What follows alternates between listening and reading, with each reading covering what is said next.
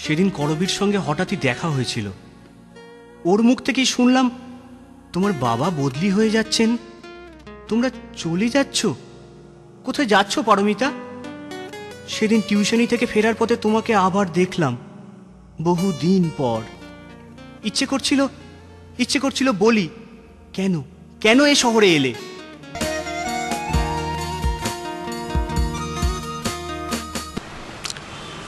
আমার মনে হয়েছিল তখন আমি একদম নিঃস্ব এবং হতাশ। আমার মনে হয়েছিল এই পৃথিবীতে বেঁচে থাকার কোনো প্রয়োজন নেই আমার, মানে এই পৃথিবীর যোগ্য আমি নই।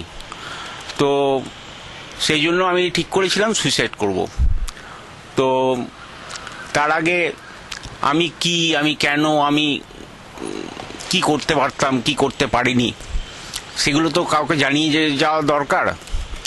তো আমি আমার প্রেমিকা পারমিতাকে সেই সব জানাতে চেয়েছিলাম।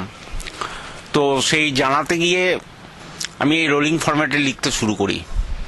আর রোলিং ফরম্যাটটা এসেছিল, আমার হাতে একদম পয়সা ছিল না, কপর্দকহীন অবস্থা, এবং তাতেই লিখতে শুরু করি। লিখতে লিখতে 72 ঘন্টা কেটে যায়। তারপরে যখন আমি ওটাকে পাতার আকারে কাটবো বলে ঠিক করি, তখন লাইনগুলো একটু একা বেঁকা হয়ে গেছিল। তারপরে কাঁচি চালাতে গিয়ে মনে হলো আমি পারমিতার বুকে কাঁচি চালাচ্ছি।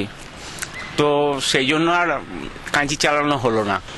প্রেমে ব্যর্থ হয়ে আমি আমার প্রেমিকাকে অ্যাসিড বাল্ব মারলাম, বা বিয়ের পিঁড়িতে গিয়ে বরকে গুলি মারলাম, বা সুইসাইড করলাম, এটার মধ্যে পজিটিভ কিছু নেই। এবং আমার মনে হয়েছিল যে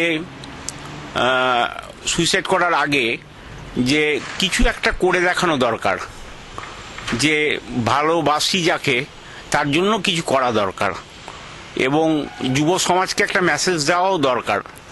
তো চিঠিটা লিখতে লিখতে আমি জানুয়ারি মাসে শুরু করেছিলাম, এপ্রিল মাসে শেষ করি। তো তখন আমার মন থেকে সুইসাইডের টেন্ডেন্সিটা একদমই চলে গেছিল। হোক না স্বপ্ন, তবু তো ভোর রাতে। তোমায় কথা দিয়েছি এভাবে আর নিজেকে কষ্ট দেব না। শুনে রাখো পারমিতা, তোমাকে ভোলা কি যায়? ভেবেছ ভুলে যাবে তুমি, দেব না ভুলতে আমায়। শুনে রাখো পারমিতা, তোমাকে ভুলিনি আমি। ভুলেছি লেখা প্রিয় কবিতা, হৃদয়ে মরুভূমি।